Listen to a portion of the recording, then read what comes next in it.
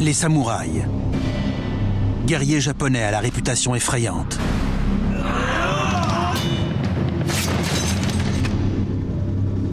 L'exhumation d'une fosse commune nous fait pénétrer dans le monde de ces combattants légendaires.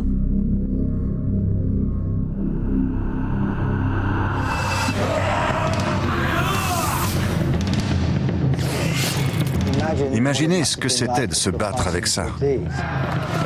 Des hommes se faisaient tailler en pièces au milieu de la fumée et des flammes. La flèche a atteint le cerveau, c'est une blessure mortelle.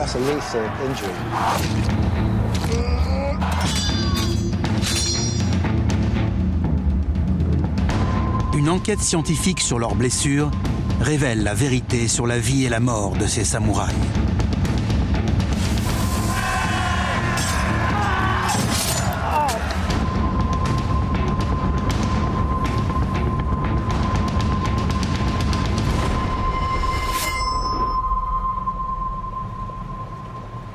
À près de 50 km au sud de Tokyo, se trouve la ville côtière de Kamakura. Au milieu des années 90, des bulldozers creusant les fondations d'un parking font une étonnante découverte.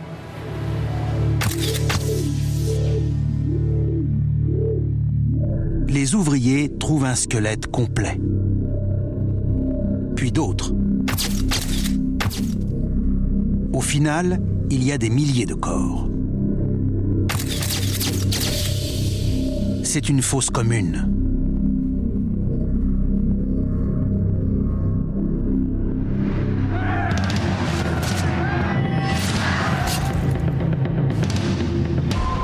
Ce doit être le site d'une grande bataille ou d'un massacre.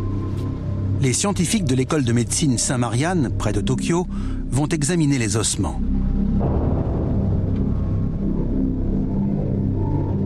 Plus de 3000 squelettes ont été retrouvés. Certains présentaient des blessures très graves. Michael Wizoki, spécialiste des squelettes de soldats morts au combat, prend part à l'enquête. Il s'agit de savoir ce qui est arrivé à ces hommes et pourquoi.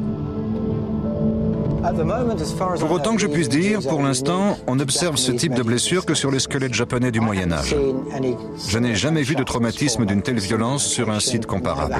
Et mes collègues japonais non plus. Ces squelettes présentent des entailles.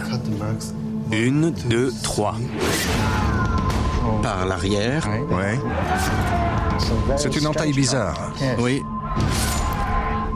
On l'a achevé. Oui.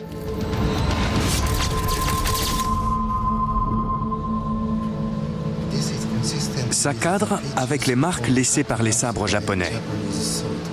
Les katanas. Oui, c'est ça. Le katana est le sabre légendaire des samouraïs. Comme les chevaliers européens qui vivaient et mouraient pour leur souverain, les samouraïs prêtaient allégeance à leur maître. L'équipe émet une hypothèse. Ces squelettes sont liés à un événement majeur rapporté par une chronique de l'époque. Une guerre civile sanglante menée par des guerriers samouraïs qui a culminé en 1333.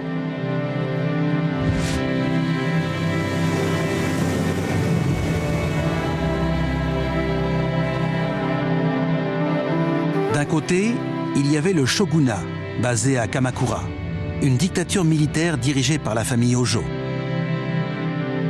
De l'autre, à Kyoto, l'empereur Go-Daigo, un homme déterminé à détruire le pouvoir Hojo et à restaurer l'autorité impériale partout dans le pays.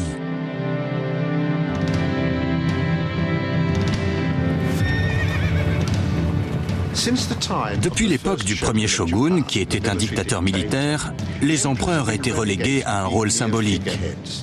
C'étaient des personnages religieux qui n'avaient aucun pouvoir réel. Mais ça a changé avec l'empereur Go-Daigo. Il était jeune, vigoureux, courageux et bien formé aux arts martiaux. Il voulait diriger le Japon comme ses ancêtres avant lui. En 1333, ces deux pouvoirs rivaux se sont affrontés avec une brutalité extrême.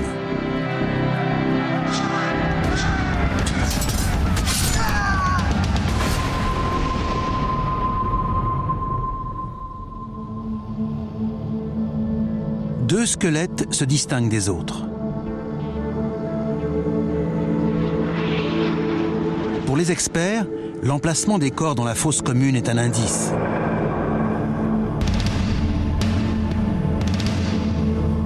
Cet étrange couple enlacé est un peu à l'écart.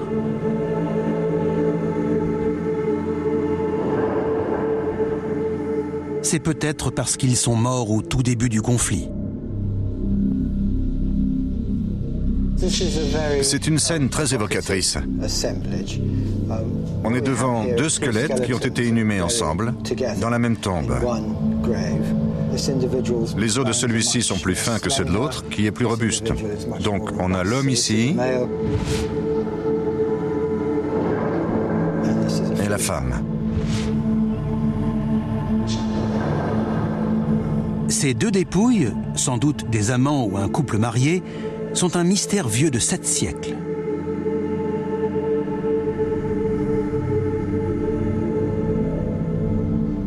Nous avons pu déterminer qu'ils avaient à peu près le même âge,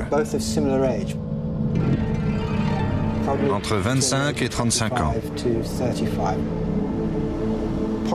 Ils ont dû mourir en même temps, peut-être côte à côte. Ils pouvaient être mari et femme.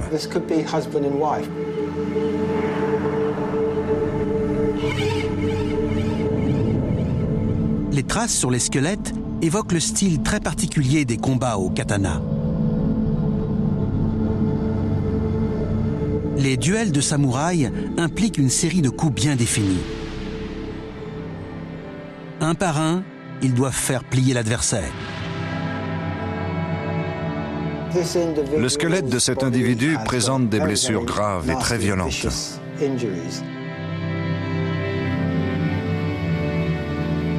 Les tensions entre la dictature Hojo et l'empereur dégénèrent en guerre civile.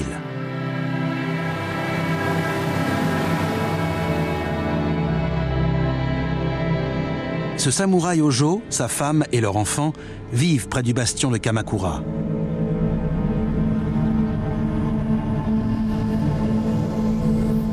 Sans la protection des murailles de la ville, ils sont très vulnérables. L'historien Tom Conlan étudie des illustrations de l'époque montrant ce qui les menace. Cette image montre une attaque nocturne. Ce qui est le plus frappant, c'est qu'on voit une véritable agression. On entre par effraction dans une maison pour attaquer ses occupants.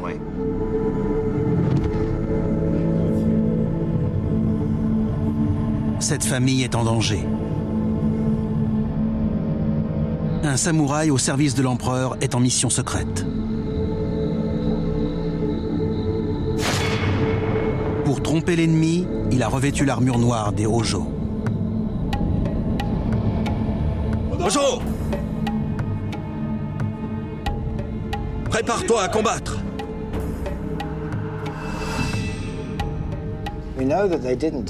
On sait qu'ils ne sont pas morts accidentellement, parce qu'ils portent la trace de blessures violentes. Surtout l'homme.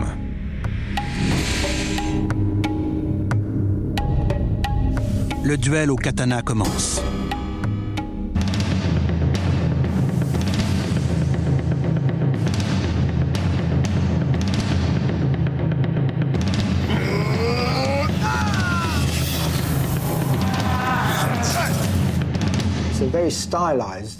C'est un type de combat stylisé et ritualisé, mais aussi très violent.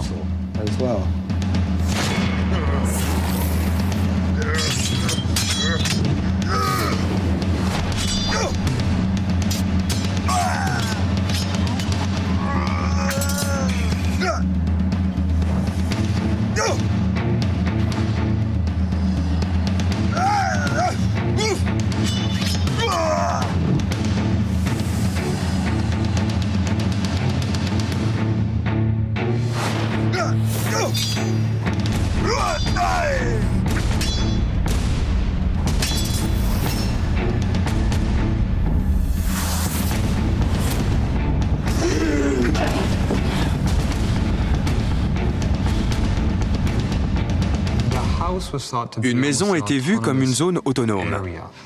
Protéger la maison, c'était essentiel pour protéger le territoire. Donc il fallait la défendre à tout prix. L'homme se bat pour défendre sa famille. Ce combat est l'une des premières escarmouches dans la guerre pour s'approprier l'âme du Japon.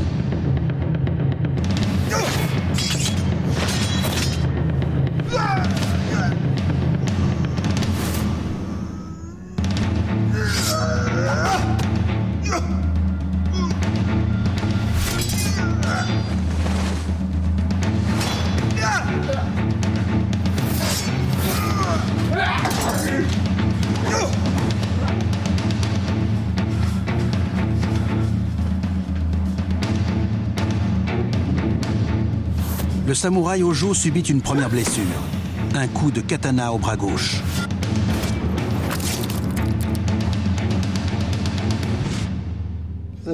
Cet os est le radius.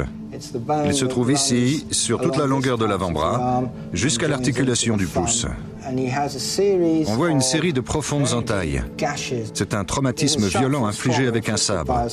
Les coups ont dû trancher les tissus mous et entamer l'os. C'est une blessure défensive classique.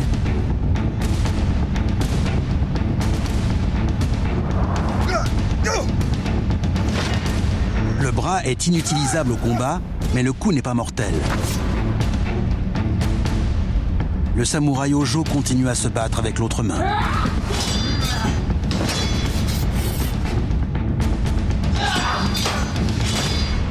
Après avoir affaibli son adversaire, le samouraï impérial vise la tête.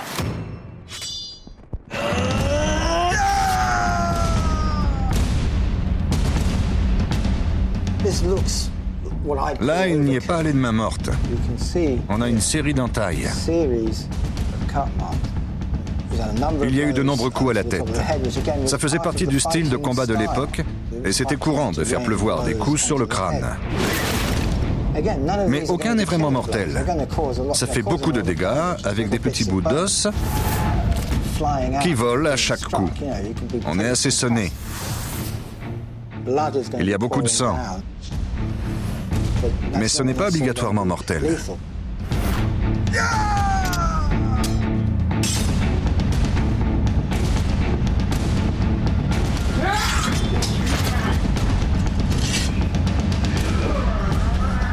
Gravement blessé, le samouraï Hojo est en mauvaise posture.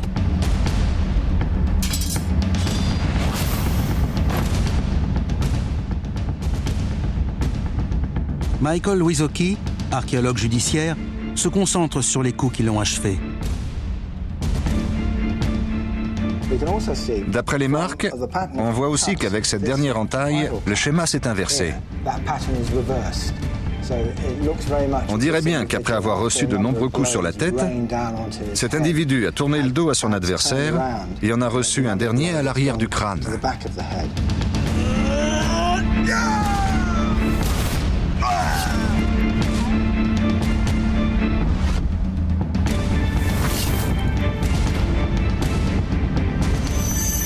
Ce type de choc peut briser l'os du crâne et toucher le cerveau.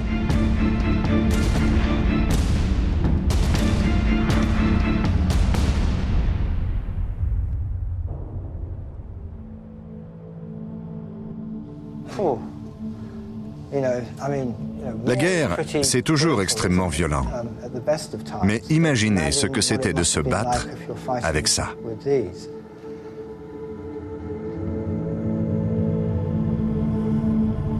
L'analyse du squelette du samouraï Hojo en dit plus sur sa mort et sur sa vie.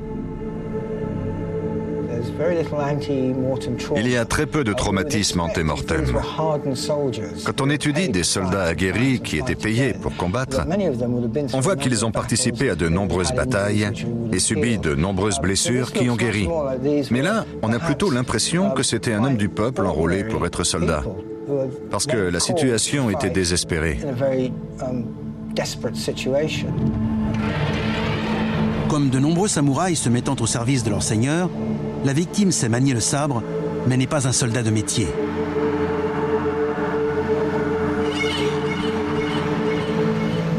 L'analyse montre que ce duel est son premier et dernier combat.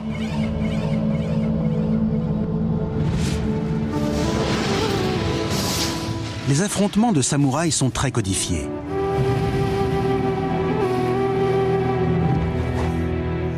Toute leur culture tourne autour de leur sabre, le katana. On commence par se saluer. Ensuite, on sort le sabre. C'est l'âme des samouraïs. Il était traité avec le plus grand respect. Les duels sont très sophistiqués. Les adversaires se jaugent, puis cherchent des failles dans l'armure et la technique de l'autre.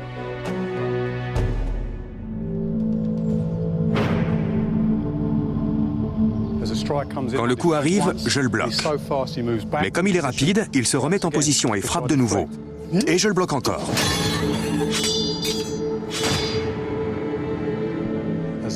Pour arrêter un coup, j'utilise l'arrière de la lame, qui est moins tranchant, pour que l'avant reste lisse et affûté. J'abaisse et je lui donne une cible, mais ce faisant, j'attaque son bras. Le sabre japonais est conçu avec une courbure. Quoi qu'il touche, il entaille la chair, il tranche le tendon et l'os. Et là, je suis bien placé pour le décapiter. Le katana existe depuis des siècles dans la tradition japonaise et n'a pas changé.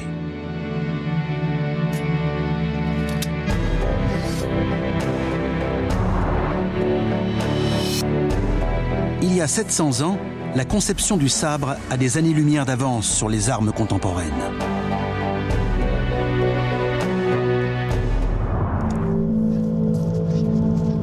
L'archéologue judiciaire Jason Lewis le compare avec une épée utilisée par les chevaliers de l'Angleterre médiévale.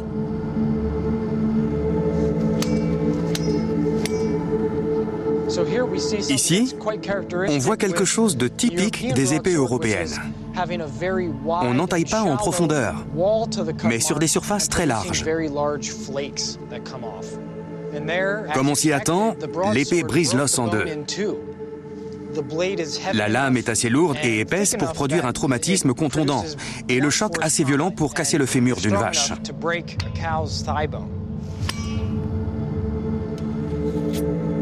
Jason Lewis passe maintenant au katana, plus léger et plus maniable.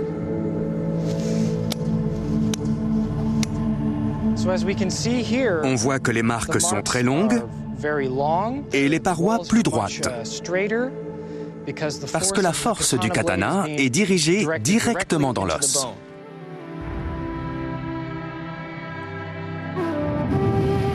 Les blessures sont plus subtiles, mais tout aussi mortelles.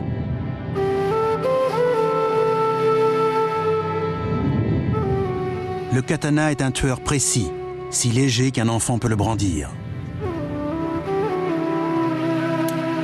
Dans le Japon du XIVe siècle, les samouraïs sont formés dès l'âge de 3 ans. On leur enseigne que le sabre est l'extension de leur âme.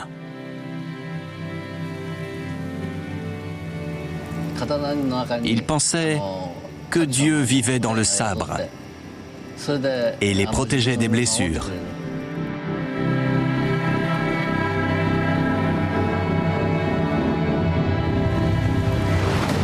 Dans leur ferme, à la frontière du territoire de Kamakura, l'épouse et le fils du samouraï Hojo ont maintenant besoin de la protection divine.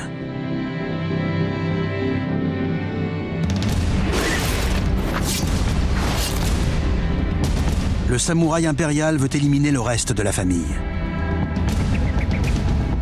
La veuve va devoir se défendre.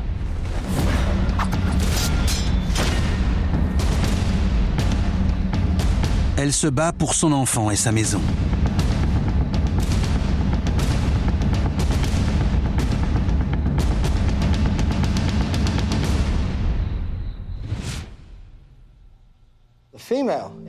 Le squelette de la femme porte aussi des traces de 2 coups à la tête. Peut-être qu'elle s'est battue pour défendre son mari, sa famille ou sa maison.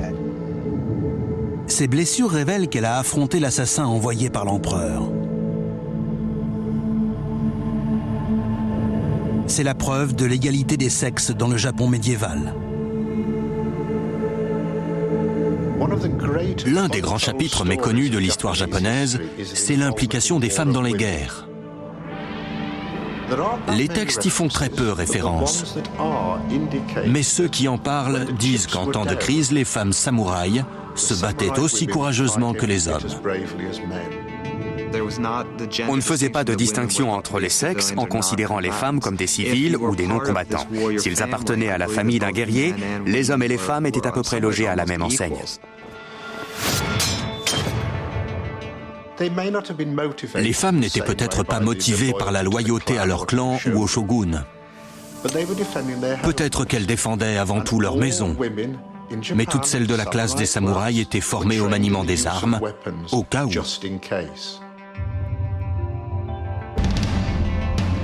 La femme du samouraï poursuit donc le combat de son mari.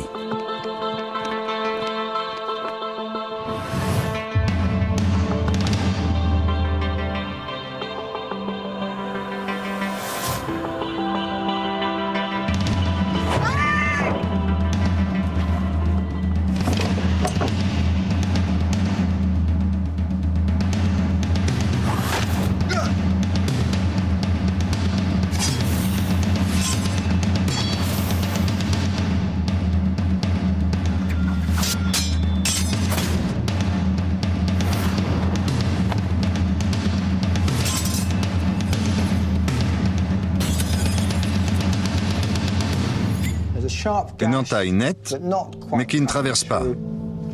Ici, sur le haut de la tête, très près de cette suture.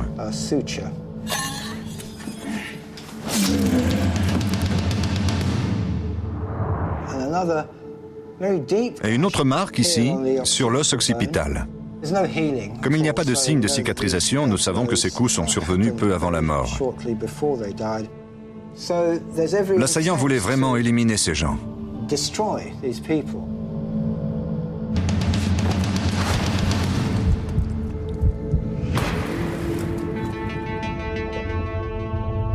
Le sabre s'abat sur le crâne de la femme, causant un grave traumatisme crânien.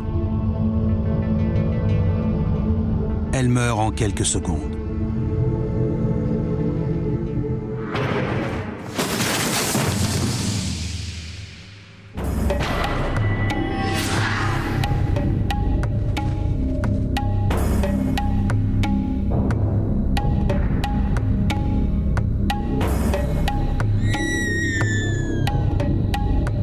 La mort de cette famille, comme d'autres, marque le début d'une guerre sanglante.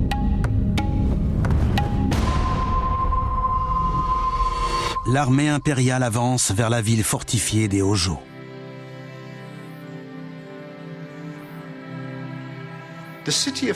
La cité de Kamakura était naturellement très bien protégée. Au sud, il y avait la mer, et sur tous les autres côtés, elle était entourée de montagnes qui la coupaient du monde extérieur. La route qui mène à Kamakura passe par 7 gorges. Ces passages dangereux sont les seules voies d'accès à travers les montagnes. Ces chemins sont très étroits, on dirait des sentiers de randonnée.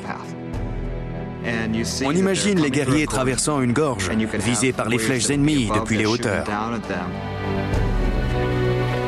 La bataille des gorges va commencer. Cet individu en est l'une des premières victimes. Il a été enterré seul, mais à proximité de la fosse commune, et les scientifiques pensent qu'il est mort quand la guerre civile s'est intensifiée. C'est un squelette très intéressant et très énigmatique. On l'a retrouvé dans une sépulture individuelle. Ça nous laisse penser qu'il avait quelque chose de spécial. Nous savons qu'il s'était cassé la jambe quand il était bien plus jeune. On le voit à son tibia, qui a une courbure anormale. L'os s'est consolidé, mais avec une déformation. Le tibia droit est donc beaucoup plus court que le gauche. Ça veut dire qu'il boitait.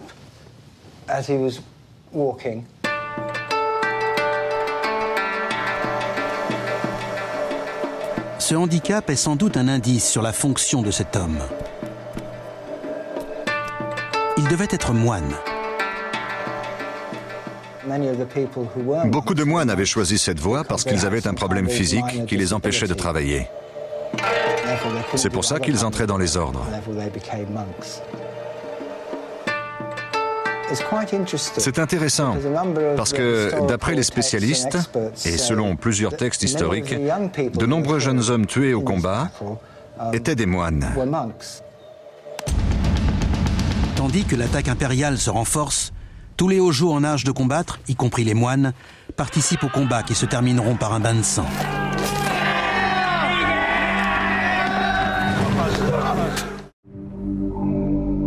Le squelette suggère que les moines ne sont pas restés neutres pendant les affrontements.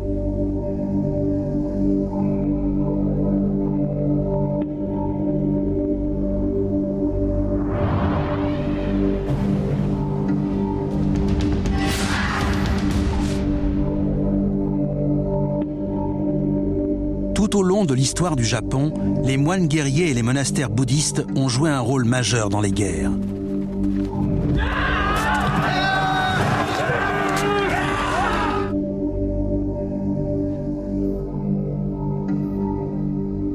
Les chroniques de l'époque évoquent notamment les sorts jetés par les religieux. Il faut se remettre dans la mentalité de l'époque. Pour les gens, les victoires sur le champ de bataille étaient intimement liées aux sorts, aux malédictions et aux prières. C'était décisif. On invoquait la colère des dieux pour mettre l'ennemi en déroute. Et ça a pu avoir un impact sur le pouvoir impérial. L'armée a pu avoir peur de s'attaquer à des esprits démoniaques, en plus des hommes réels, armés de sabres et de lances. La première action militaire d'importance était bien souvent de lancer des sorts. Ça pouvait prendre plusieurs semaines.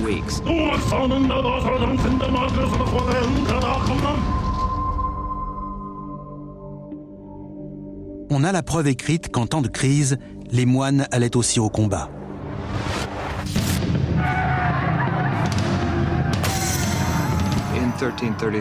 En 1333, il y a notamment un temple qui a envoyé un bataillon de moines se battre.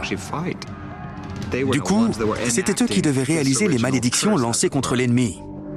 Pour la bataille des gorges, les Hojo ont besoin de tout le monde, y compris des moines.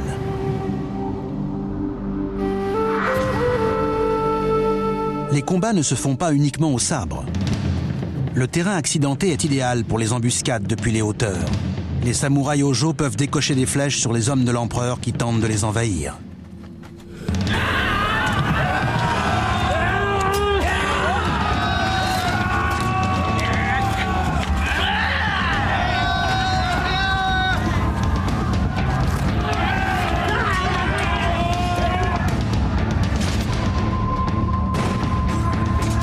Les récits de l'époque évoquent le courage des samouraïs Hojo face à l'armée impériale.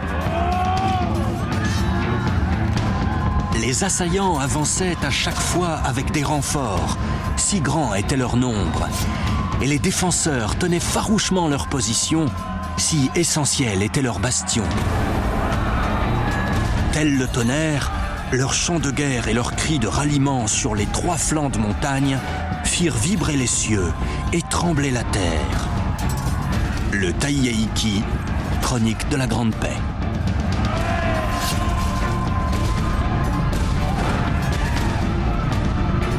Les guerriers Hojo profitent de leur meilleure connaissance du terrain, mais sont vulnérables face aux attaques des archers impériaux. L'analyse du squelette du moine ne permet pas de savoir comment il est mort. Mais pendant les combats dans les gorges, les arcs ont été des armes redoutables. Un crâne bien conservé montre l'efficacité des tirs de flèches. C'est un détail fascinant. Une blessure classique par projectile. On a un petit fragment d'os décollé à la base de l'impact. C'est une encoche en forme de V qui correspond parfaitement au contour d'une flèche qui aurait pénétré l'os. Si je prends celle-ci, on voit où la pointe est entrée.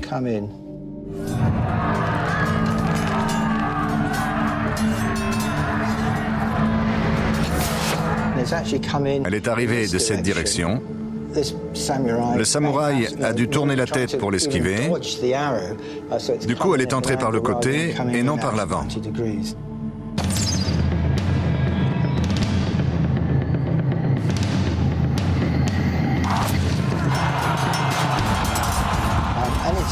Elle a touché l'os avec beaucoup d'impact et de vitesse et l'a traversé. La flèche a atteint le cerveau. C'est une blessure mortelle. Après ça, la victime ne va pas se relever et s'en aller. La flèche se plante dans le crâne et provoque une hémorragie fatale. La mort est instantanée.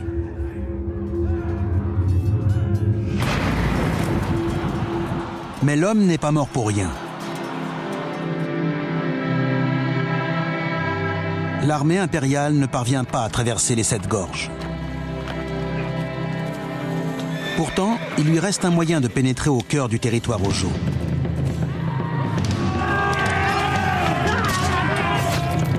Dans la bataille pour Kamakura, les samouraïs de l'empereur ont un atout dans leur manche, et il peut être décisif. C'est sans doute ce qui explique le massacre de la plage.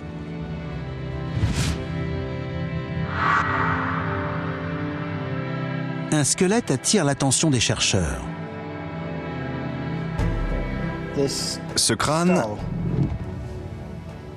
a 2 blessures. Une entaille très profonde sur le sommet du crâne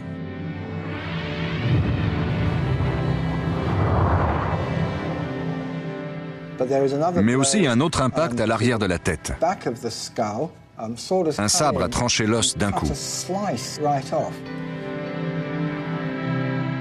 La position inhabituelle de cette entaille montre que l'attaque est venue du dessus. Et pourtant, sa netteté indique que l'arme était bien un katana.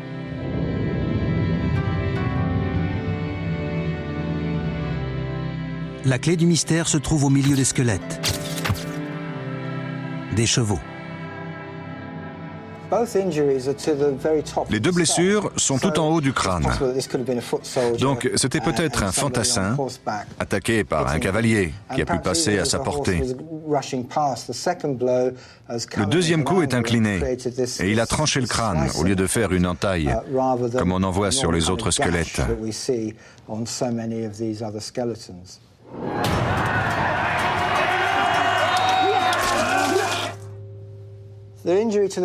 Les traces sur le sommet présentent toutes les caractéristiques d'une blessure infligée par un katana.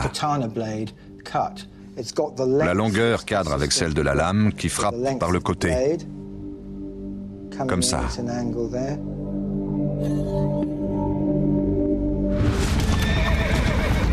Les chevaux sont inutiles sur un terrain accidenté comme celui des gorges. En revanche, la cavalerie impériale reçoit un coup de pouce du destin face à l'armée Hojo déjà affaiblie. En 1333, la marée est particulièrement basse sur la côte de Kamakura. Le tournant décisif, dans l'assaut contre la forteresse de Kamakura, arrive quand la mer recule suffisamment pour que l'armée impériale contourne à cheval le cap rocheux jusqu'alors entouré d'eau. Elle pénètre dans Kamakura par le côté sud, c'est-à-dire par la mer. La marée basse permet à la cavalerie de donner l'assaut.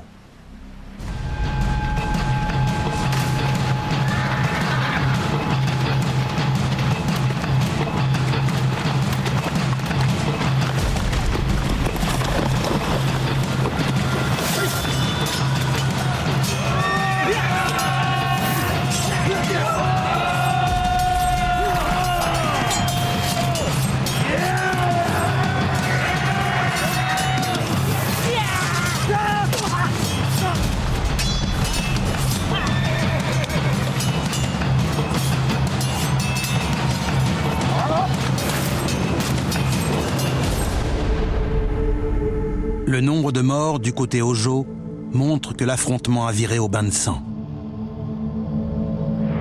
Dans la fosse commune, on constate toutes sortes de blessures graves. Les combattants n'ont pas fait de quartier.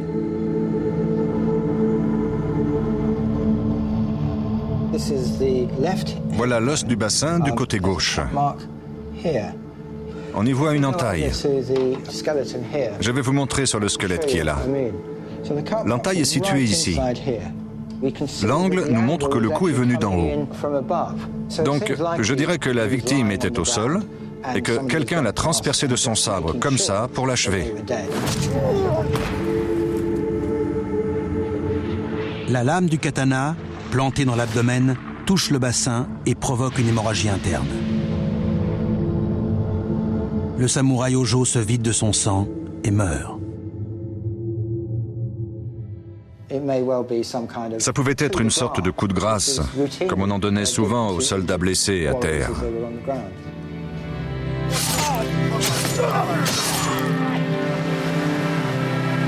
Les textes de l'époque parlent d'une mer devenue rouge sang. Assurément, c'était une bataille décisive pour des choses importantes, comme celle dont on parle pendant des générations pour raconter comment les combattants ont été courageux ou lâches. Le Taiheiki, chronique de la Grande Paix.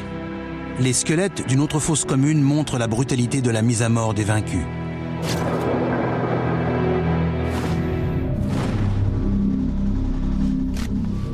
Leurs blessures les relient à la guerre civile de 1333 et livrent de nouvelles révélations. Deux en particulier intriguent les scientifiques.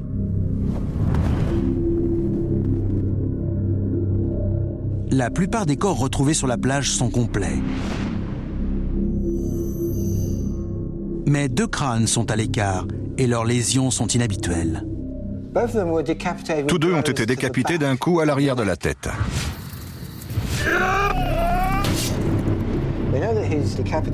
Nous savons que c'est le cas pour celui-ci parce qu'on voit une entaille au niveau de la troisième vertèbre cervicale de part en part. Il y a une ligne très lisse, bien définie. On voit qu'un instrument tranchant, sans doute un sabre, a frappé en biais.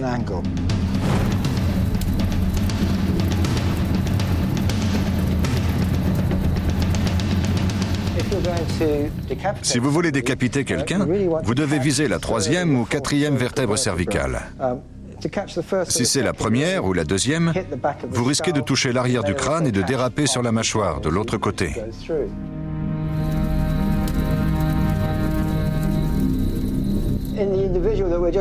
Sur cet individu, on voit que la lame est arrivée par l'arrière, en biais, et qu'elle a tranché la troisième vertèbre, ici, avant de ressortir. C'est une décapitation classique. Peut-être que la victime était encore vivante.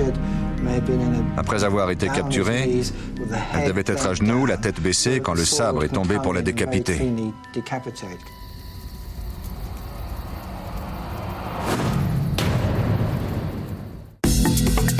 Tout de suite, la suite. Il est ressuscité un dimanche. Il est né un dimanche. Elle a été découverte un dimanche. Ils se sont posés un dimanche. Chaque dimanche, pour cette journée d'exception, National Geographic Channel place ses programmes sous le signe de l'excellence. Histoire captivante. Images somptueuses, tournées pour vous aux quatre coins du globe. Soirée prestige, chaque dimanche soir à partir de 20h40 sur National Geographic Channel.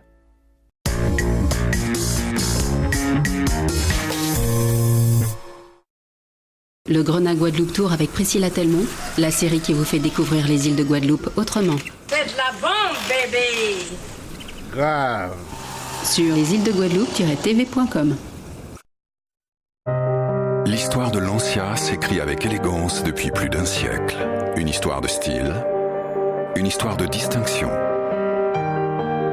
une histoire de tempérament, une histoire d'innovation, une histoire de référence, une histoire de passion qui vous ressemble, une histoire à vivre avec la nouvelle collection Lancia. Nouvelle Lancia Lancia Ypsilon 5 portes Black & Red climatisé à partir de 9 990 €. Toutes vos envies de maison plus sont dans le grand guide rénovation et construction de Leroy Merlin.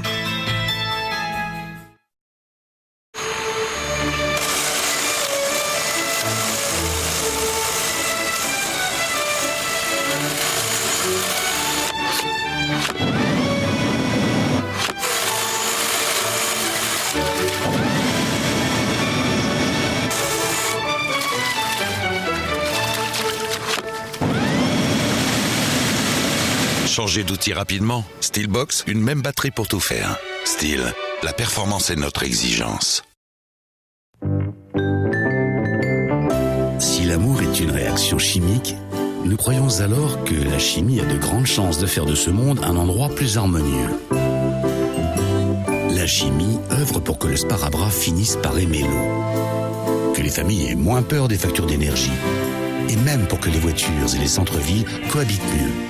C'est pourquoi nous ne créons pas seulement des produits chimiques, nous créons de la chimie. BASF, The Chemical Company.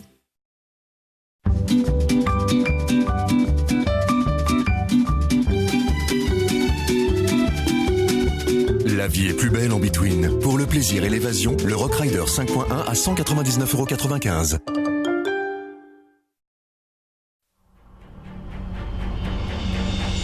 Vous avez l'esprit d'équipe et envie d'être un héros.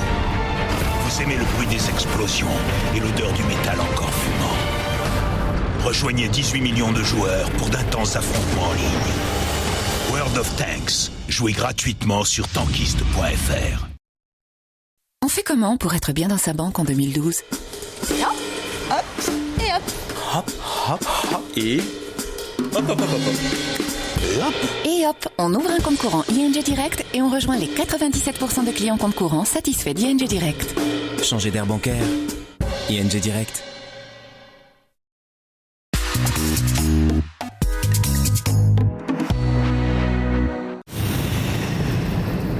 Les samouraïs impériaux emportent la tête des Hojo vaincus comme des trophées.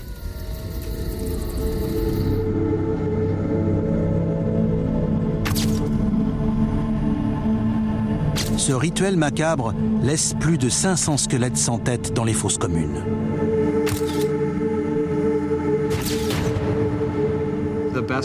Le meilleur moyen de prouver que vous aviez neutralisé l'ennemi, c'était de rapporter sa tête, parce que bien sûr, il était forcément mort. Les deux crânes isolés se distinguent des autres, au milieu des ossements. Michael Wisoki assemble les pièces du puzzle.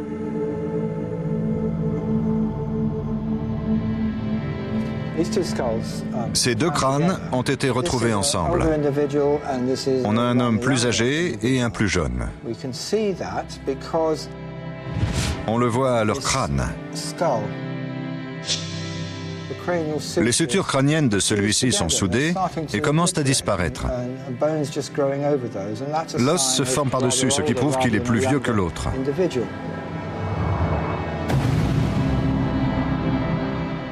Celui-ci est un homme jeune, parce qu'on voit très peu d'usure au niveau des molaires.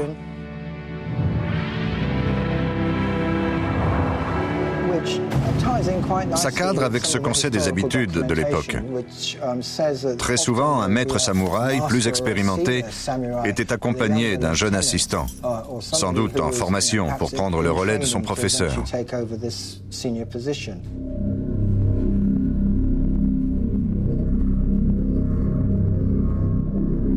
L'état des crânes est un indice sur leur identité. Certains textes racontent qu'il était très important de rapporter des crânes en trophée.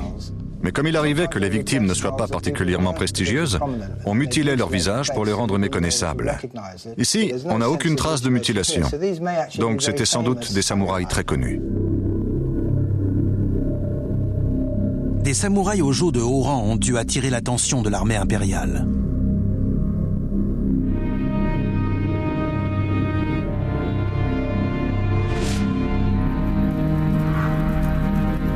Agenouillés, ils affrontent leur exécution cérémonielle.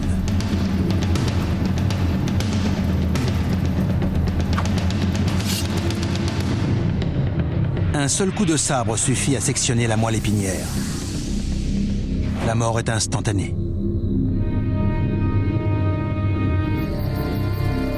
Ces 2 crânes sont la preuve d'un rite guerrier pratiqué dans le Japon du Moyen Âge.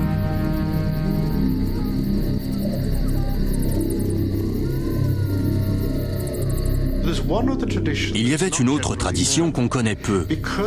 Elle venait d'une croyance religieuse très développée chez les Japonais.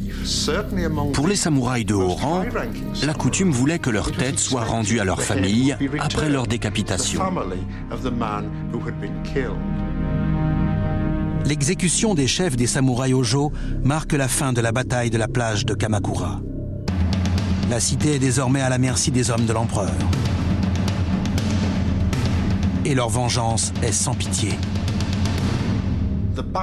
La bataille de Kamakura s'est terminée par un brasier sanglant.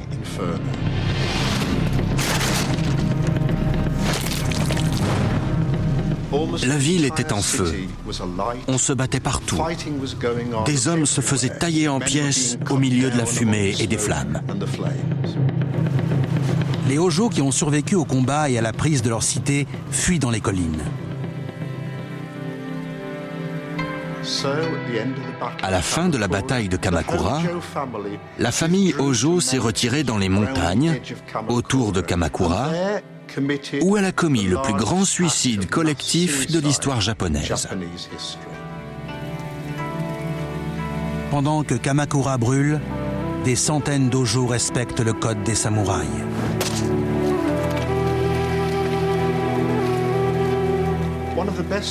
L'un des rituels les plus connus des samouraïs est la terrible tradition du seppuku, le suicide en s'ouvrant l'abdomen avec un poignard pointu.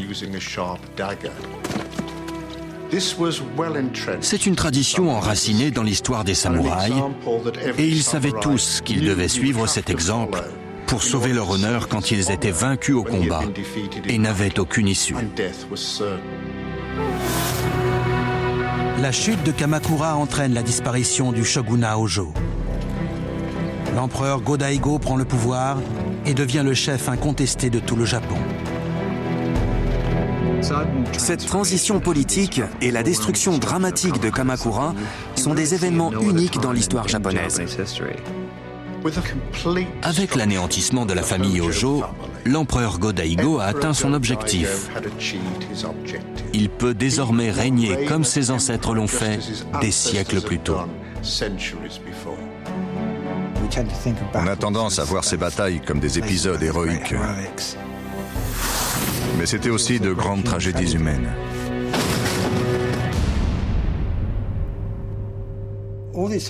L'analyse des différentes blessures de ces squelettes nous rappelle que le monde était autrefois un endroit d'une grande sauvagerie.